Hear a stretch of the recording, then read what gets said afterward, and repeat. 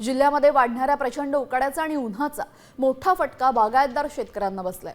अरणी दिग्रस महामार्गावरील पपईच्या बागा अक्षरशः उन्हामुळे जळून खाक झाल्यात। झाडांची पानं जळाल्यानं पपई खाली गळून पडते आणि यामुळे शेतकऱ्यांचं लाखो रुपयांचं नुकसान झालेलं आहे।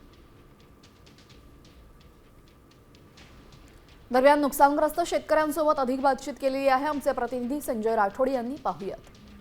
गेल्या काही महिन्यांपासून यवतमाळ जिल्ह्यामध्ये तापमानाचा पारा सध्या कमी होताना दिसत नाही। त्याचा फटका कुठेतरी बागायतदार शेतकऱ्यांना बसल्याचं चित्र आपल्याला पाहायला मिळते। आपण पाहू शकतो की पपईची बगीचा आहे आणि या पपईच्या झाडाला कडाक्याच्या उन्हामुळे जे आहे तर संपूर्ण पपई जे लागलेली आहे पूर्ण खराब झालेली आहे, झाड वाळत आलेलं आहे। त्यामुळे शेतकऱ्यांचं यामध्ये मोठ्या प्रमाणात नुकसान जे आहे ते यामध्ये होताना आपल्याला पाहायला मिळते। उन्हाच्या कायमच्या पाऱ्यामुळं आणि मान्सून जे लेट झाल्यामुळं हे जे पिकं करपत आहे त्यामुळे आमचं अत्यंत नुकसान झालेलं आहे।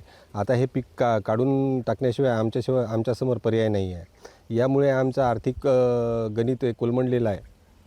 नक्कीच ज्या प्रकारे उन्हाचा जो वाढता प्रकोप बघता आपण दुष्काळी परिस्थिती यवतमाळ जिल्ह्यामध्ये निर्माण झाली का असा प्रश्न उपस्थित झालेला आहे। यामध्ये शेतकऱ्यांचं लाखो रुपयाचं नुकसान झालेलं आहे। संजय राठोड, साम टीव्ही न्यूज, यवतमाळ।